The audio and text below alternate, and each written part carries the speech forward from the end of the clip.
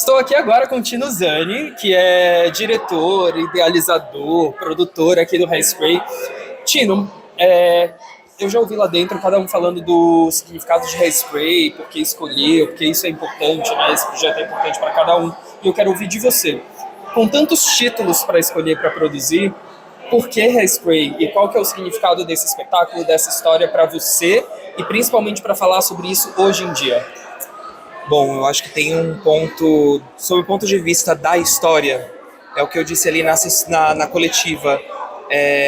Eu acho que a gente tem que ter, nós como produtores precisamos ter uma preocupação, mesmo quando a gente busca um título de entretenimento, o como que essa história pode transformar as pessoas.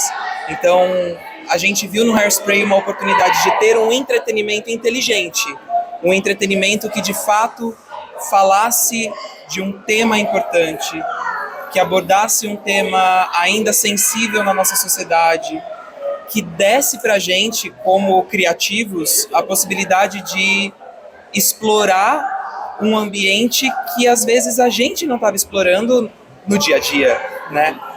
Como eu disse lá na coletiva, a gente teve um lugar de escuta muito sensível mesmo, com a nossa equipe criativa, com a Claudinha, com o Thiago, com o nosso elenco, para entender as pautas e como essas pautas do espetáculo ainda refletem neles, né?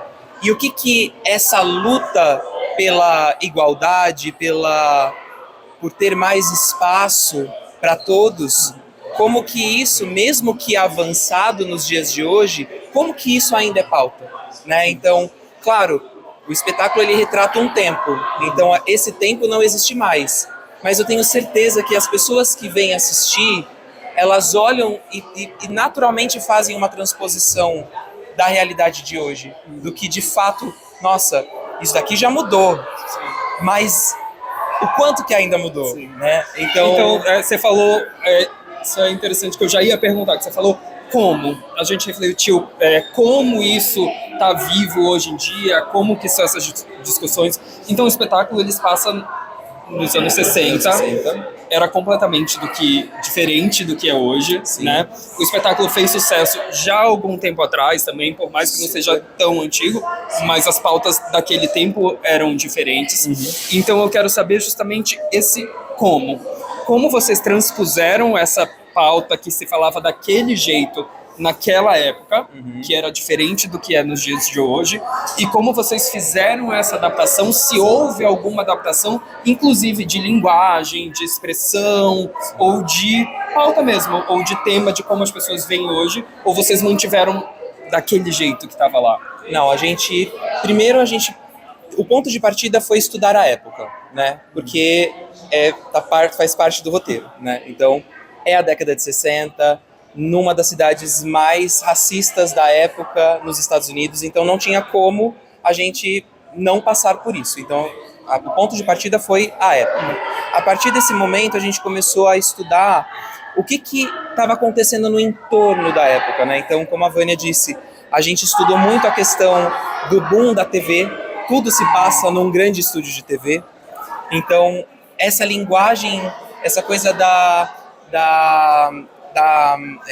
linguagem de massa, né?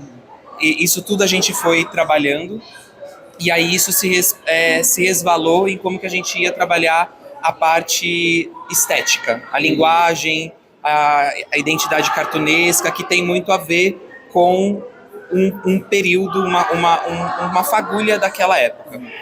Feito isso, aí a gente começou a descer mais o tema e entender o que dessa época ainda tem sinergia com a época atual.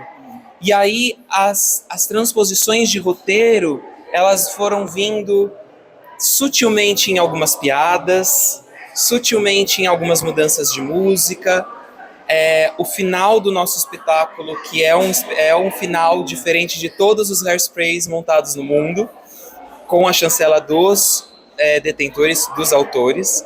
Então, porque a gente entendeu que a forma como o espetáculo terminava, mesmo que feita por uma sátira, uma comédia, uma brincadeira, um sarcasmo muito da comédia americana, aqui talvez não fosse conectar tão bem com o público. Então, essa transposição também foi pensando em tudo que a gente ouviu dessa pesquisa de montagem de laboratórios, de preparação de atores. Então temos um Hairspray inédito no mundo, aqui gente, no Brasil. Um Hairspray inédito, com um final inédito, nunca feito, e eu tenho certeza que eles vão gostar tanto. Tem uma parte lá do contrato que fala que se eles gostarem muito, eles ficam com as partes. Ah, é? Eles ficam com as partes, é verdade.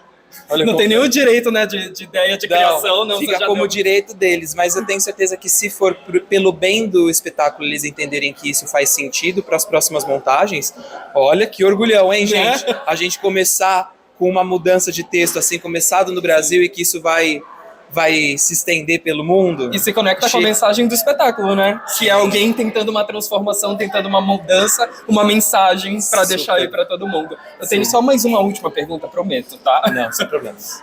Porque você também é o diretor de ator, preparador de elenco e tudo mais. Hairspray, ele tem uma característica muito de ser família, né? Desses personagens que se juntam e se transformam em família, sendo de diferentes lugares, diferentes ideias e tudo mais.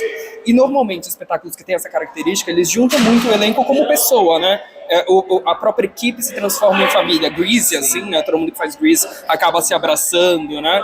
Então, com você, como preparador de elenco, você fez algum tipo de trabalho nesse sentido com o elenco para poder juntar e fazer todo mundo ser uma grande família e isso transparecer para o público? Ou você foi mais no cena, foco e estudo de personagem? Não, essa foi a base do meu processo.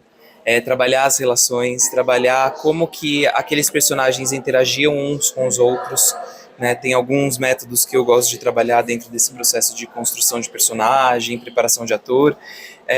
Então a base foi como que a gente se entende nesse olhar imaginário do personagem. Isso enquanto pessoas, atores, ou enquanto personagens? Enquanto é uma linha tênue, né? A gente tinha uma transposição do como o ator estava se apropriando do material e como que essa apropriação ia se resvalando no personagem, né? Então é aquela linha tênue de quem sou eu, quem sou o personagem, que é claramente assim, durante as audições a gente buscou já nas audições artistas que tivessem características bem específicas dos arquétipos que a gente estava buscando para o personagem.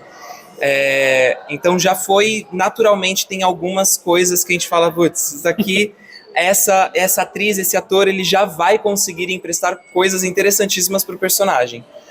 E por isso, uma audição que foram para, né, mais de 2.500 pessoas mandaram material e 300 pessoas vistas presencialmente para chegar nos 30 do elenco. Então foi um trabalho fino desde o processo de audição e depois essa transposição fina de como que eles iam se apropriando da linguagem. Entendi. Foi bem especial. E é muito legal, eu dou parabéns, agora eu vou dedurar o elenco, tá? Porque perguntei dessa intimidade, porque eu fiz a entrevista com eles agora, né? E eles estão de parzinhos lá, e durante a entrevista é muito engraçado. Enquanto a gente estava falando, um por trás do outro ficava cutucando, ficava brincando, então eles já estão com essa relação próxima. E aí eu percebi, eu falei, nossa, olha só, eles estão tão à vontade com eles, que isso com certeza vai ser mostrado em cena, e isso é muito legal, né? Esse elenco tá demais, gente. Não é porque é o elenco do espetáculo que eu dirigi, não. Mas eles estão bem.